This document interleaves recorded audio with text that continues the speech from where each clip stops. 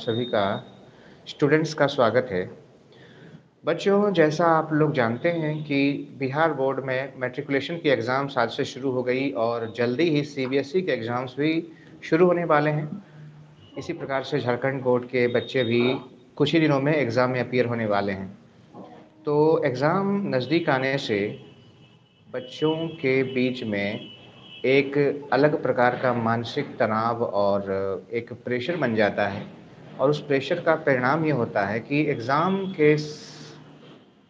Hall के अंदर जा कर के उनका नॉलेज जो वो जानते भी हैं, वो गलतियाँ करके चले आते हैं। और एक और साइकोलॉजी है वहाँ जा कर के कि बच्चे ये पता नहीं लगा पाते हैं, कौन से क्वेश्चंस हमको पहले बनाने चाहिए, कौन से क्वेश्चंस बाद में बनाने चाहिए। तो आज हम और रवि सर मिलके डिस्कस कर रहे हैं और आप ज़रा गौर से सुनिएगा इस बात को कि किस प्रकार से हम एग्ज़ाम में ख़ास वही परफ़ॉर्म कर सकते हैं जो हमें आता है। तो रवि सर, एक बात तो हम लोग ने भी अपने समय में देखा था और जिन्होंने भी पहली बार मैट्रिकुलेशन एग्ज़ाम में, बोर्ड एग्ज़ाम में अपीयर हो रहे हैं, तो एक बात तो है कि स्कूल का एग्ज़ाम देना या कहीं और एग्ज़ाम देना और एक बोर्ड में एग्ज़ाम देना, दोनों के प्रेशर में डिफ़रेंस होता है। दोनों के हम्म, प्रेशर लेवल में एक बेसिक अंतर होता है और उस प्रेशर लेवल की वजह से बहुत सारे साइकोलॉजिकल प्रेशर्स जो दिमाग पर बन जाते हैं, अनायास ही बन जाते हैं। तो उस वजह से बच्चे जो परफ़ॉर्म कर सकते हैं, वो नहीं कर पाते हैं। तो पहले आप ये एक बात बताएँ कि अपने एक्सपीरियंस से कि ये एग्ज़ाम साइकोलॉजी एग्ज़ाम से जाने के पहले क्या मेंटल प्रिपरेशन करना चाहिए बच्चों को, ताकि वहाँ एग्ज़ाम में उनका कोई इंटेलेक्चुअल लॉस ना हो और वो जो जानते हैं वो उसे लिख करके परफेक्टली लिख करके आएँ।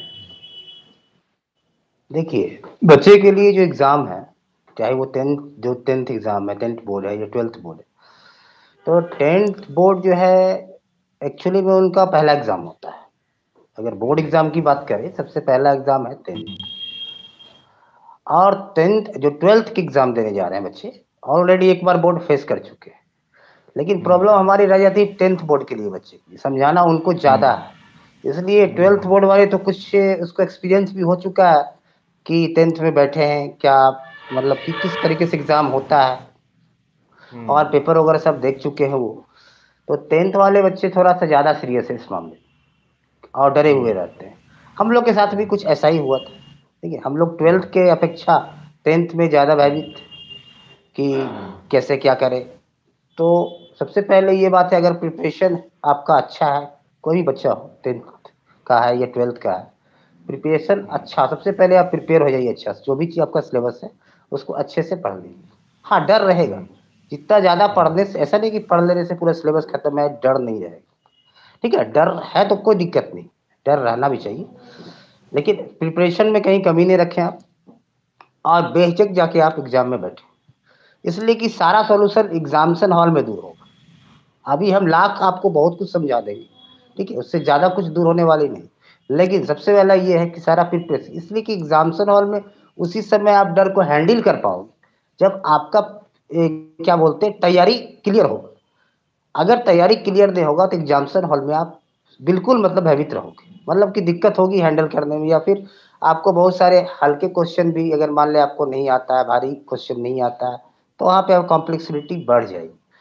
तो सारा चीज़ आपका मैनेज होगा एग्जामिनेशन हॉल में, और एग्जामिनेशन हॉल में आप रिलैक्स उस समय रहेंगे जब आपका सारा प्रिपरेशन, मतलब कम से कम आप 80% तो जरूर सिलेबस को अच्छा से पढ़ के जाइए। बाकी 20% आपका वहाँ पे मतलब कि सब कुछ आपके साथ सही ही होगा। लेकिन मैंने देखा है कि जिन बच्चों ने अच्छी तैयारी की है, तो उनकी तैयारी की बात नहीं है, उन्होंने 80% की तैयारी कर ली, 90% की तैयारी कर ली, फिर भी उनके मन में ख़ास करके एग्ज़ाम के पहले दिन, जैसे आज बिहार बोर्ड का एग्ज़ाम का पहला दिन है और पहले ही दिन मैथमेटिक्स की एग्ज़ाम है। बच्चे अच्छा। भयभीत थे, हमसे चर्चा भी कर रहे थे कि सर पहले ही दिन क्यों मैथ दे दिया? पहले दिन कुछ ऐसा सब्जेक्ट देना चाहिए था जिससे हम आराम से लिख सकें, जैसे हिंदी दे देता, इंग्लिश दे देता। तो ये आखिरकार वो नहीं बोल रहे थे ना, उनका भय बोल रहा था। हालाँकि मैं व्यक्तिगत रूप से जानता हूँ जिन स्टूडेंट्स ने ये चर्चा मेरे सामने की, वो मैथ में अच्छे हैं। वो बना सकते हैं, वो 80 प्लस वाले हैं, फिर भी जी, उनके मन में ये एक साइकोलॉजिकल भय है। मैंने सिर्फ़ उनको एक ही बात कही कि देखो, ये सिर्फ़ तुम्हारे साथ नहीं हो रहा है, ये कॉमन स्टूडेंट्स के साथ ये प्रॉब्लम है। और हम जब स्टूडेंट थे और भी कोई टीचर भी कभी जब स्टूडेंट रहा होगा तो उसके साथ ये समस्या आई होगी। क्योंकि वो ऐज की प्रॉब्लम है, आप एक नए एनवायरनमेंट में एग्ज़ाम देने जा रहे हैं, वहाँ पर हो सकता है आपने कभी इस एनवायरनमेंट को फेस नहीं किया हो, आपको लग रहा हो कि कौन से नए-नए लोग होंगे, एक हैबिट भी क्रिएट किया जाता है कि ये एक बोर्ड एग्ज़ाम है तो बहुत बड़ी चीज़ है ना? तो स्कूल का एग्ज़ाम में कोई लोग उतना उसको तवज्जो तरजीह देता नहीं और एकाएक जब बोर्ड एग्ज़ाम की बात आती है तो पूरा समाज, पूरा परिवार उसका जागृत हो जाता है और उस पे एक्सपेक्टेशन उसके ऊपर बढ़ जाती है, वो भी प्रेशर उसके पास होता है।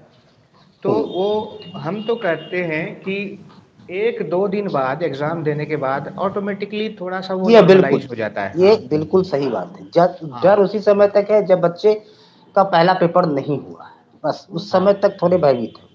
जब तक उसने उस माहौल को देखा नहीं है, इस कि माहौल को जब तक नहीं वो देख समझ नहीं लेता कि ये भी माहौल ख़ास वैसा ही है जैसा कि हम स्कूल में एग्ज़ाम दिया करते थे। हाँ, सब जगह एग्ज़ाम देने जैसा ही है, बस अंतर सिर्फ़ इतना है कि ये एग्ज़ाम एक जीवन के लिए डिसिसिव एग्ज़ाम है और इसका मार्क्स हमारे जीवन में एक स्वर्ण स्वर्ण या जैसे कहिए एक मोहरों में छपा जाता है। लेकिन ये प्रेशर स्टूडेंट्स को नुकसान ही करता है। बिल्कुल। अगर मान लिया जाए आज बिहार बोर्ड में मैथ का पहला एग्ज़ाम है और किसी का प्रेशर की वजह से गलत होकर के चला आए, सवाल जानते हुए भी गलत हो जाए, तो मैथ एक जो कि इम्पोर्टेंट सब्जेक्ट है जिसमें स्कोरिंग सब्जेक्ट है और जिसका अच्छा मैथ है, फिर भी वो गलत करके चला आए, तो उसके मन में एक जीवन भर के लिए अफ़सोस बच जाता है कि मैं चाहता तो इससे ज़्यादा ला सकता था। बाद में खुद रियलाइज़ करता है कि ये जो साइकोलॉजीज़ हम सोच रहे थे, जितनी तरह की चिंताएँ हम कर रहे थे, वो सब बेकार थी। तो आने वाले समय में साइंस की भी एग्ज़ाम है और आप साइंस से ज़्यादा डील करते हैं बच्चों से, तो साइंस के बारे में आप एक कॉमन गाइडलाइन दें कि आखिरकार किन बातों को ध्यान में रख के जाया जाए एग्ज़ाम में ताकि कम से कम एफ़र्ट के साथ ज़्यादा स्कोर किया जा सकता है। बिल्कुल। देखिए, आजकल की जो पढ़ाई हो गई है टेक्निकल है या फिर सी आप कोई भी एग्ज़ाम दे रहे हो, चाहे स्टेट बोर्ड हो या फिर सीबीएसई बोर्ड हो, फिर आईसीएसई बोर्ड हो, क्वेश्चन सब सारा जगह आप टेक्निकल्स आने लगा है, ठीक है? तो टेक्निक और लॉजिक लगा के पढ़ना ज़रूरी है। ऐसा नहीं कि हम बहुत पढ़ लें, ठीक है? तो बहुत पढ़ने से भी ज़्यादा समस्याएँ हल नहीं होंगी। क्या पढ़ना है, मेन चीज़ ये है। ऐसा नहीं कि आपके बुक में जितना भी चीज़ है वो सारा क्वेश्चन वहाँ पे रहेगा, ऐसा तो नहीं होने वाला है। नहीं क्वेश्चन होगा। तो खास 30-32 रहेगा।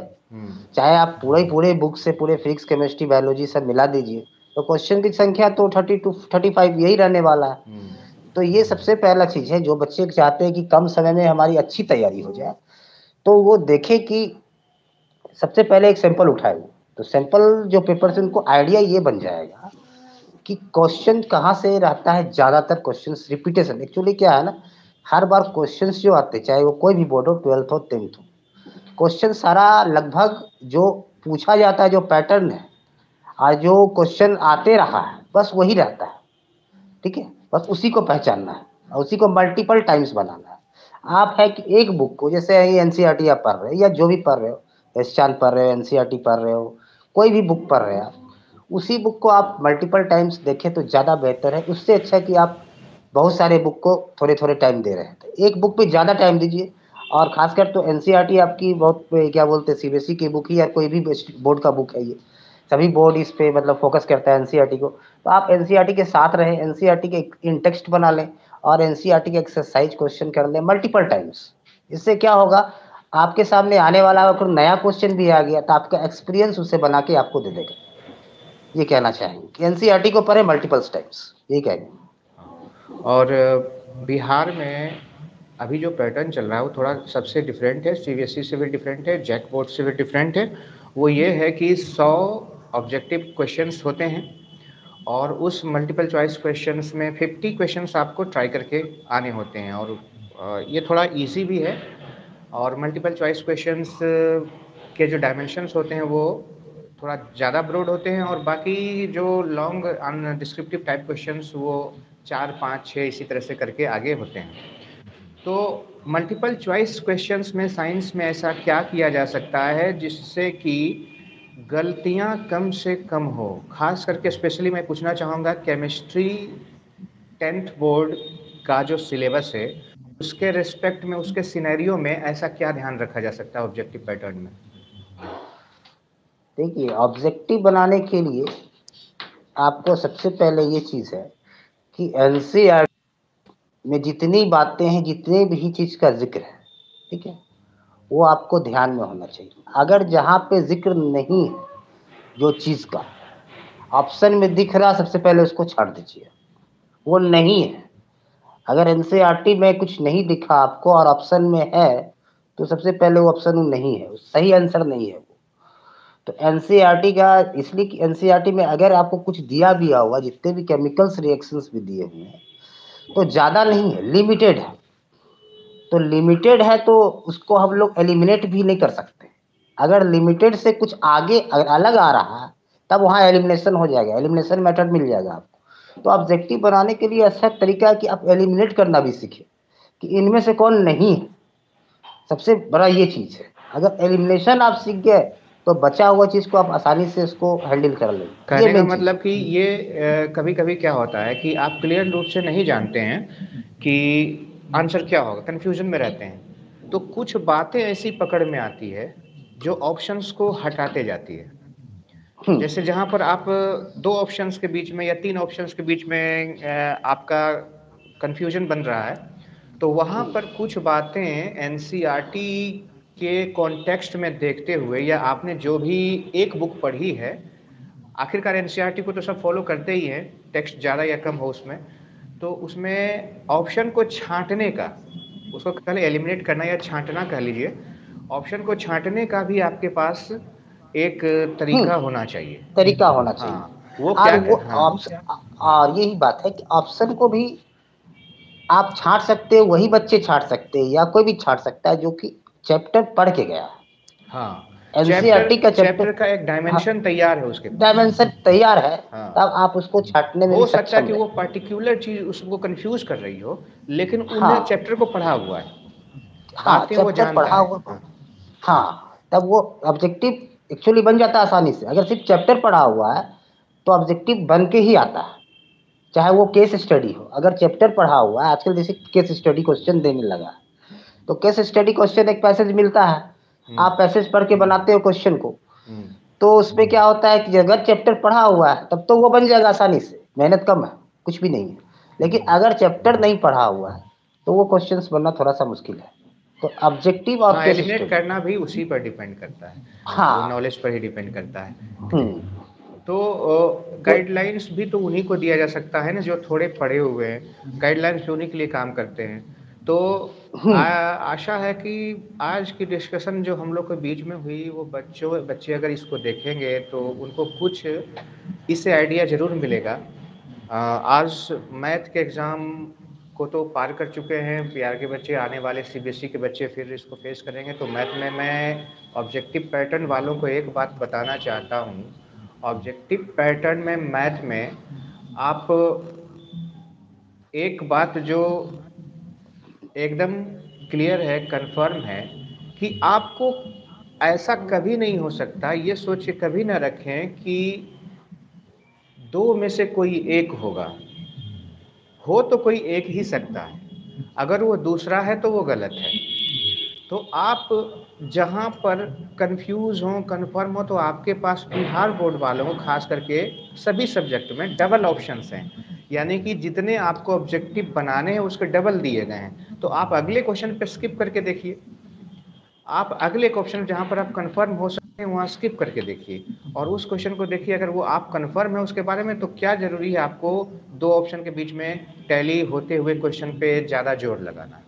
तो बच्चों बिल्कुल। को आज की डिस्कशन बहुत अच्छी लगी होगी, और अगर आपको अच्छी लगी है तो आई थिंक कि आगे भी आपके लिए इसी प्रकार की कुछ सजेस्टिव वीडियो हम लोग लाते रहेंगे।